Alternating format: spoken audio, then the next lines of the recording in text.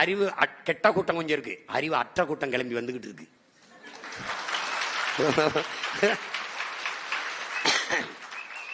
அதுக்கு கற்பிக்க முடியாது. ஏன்னா கடிக்கிற கூட்டத்துக்கு படிக்கிற கூட்டத்துக்கு தான் கற்பிக்க முடியும். என்னடா படிக்கிற கூட்டத்துக்கு கற்பிக்கலாம், கடிக்கிற கூட்டத்துக்கு வரணும் கற்பிக்க முடியாது. கேள்விக்குறி, அது ஆச்சரியக்குறி. அப்படிலாம் எங்களுக்கு தெரியல. கேடு கட்ட, கேவலம் கட்ட, அநாகரிகமான அரசியலுக்கான அறிகுறியா தெரியுது.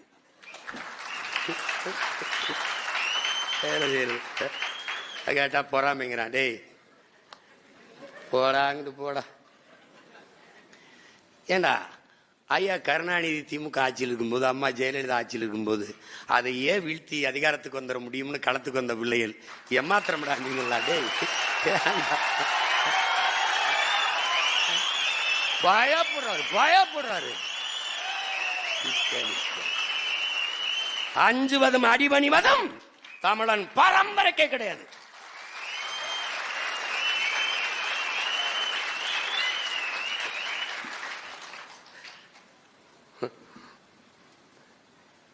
இது கொத்தப்பரட்டா கூட்டம், இது கொள்கை கூட்டம். லட்சக்கணக்கான துப்பாக்கி ஊடறுத்து போய் என் தலைவனை சந்திச்சுட்டு திரும்பினாங்க. எந்த நொடியும் சாவு வரும். எப்படி நம்மளை பார்த்து பயப்படுறோம்ங்கிறான்.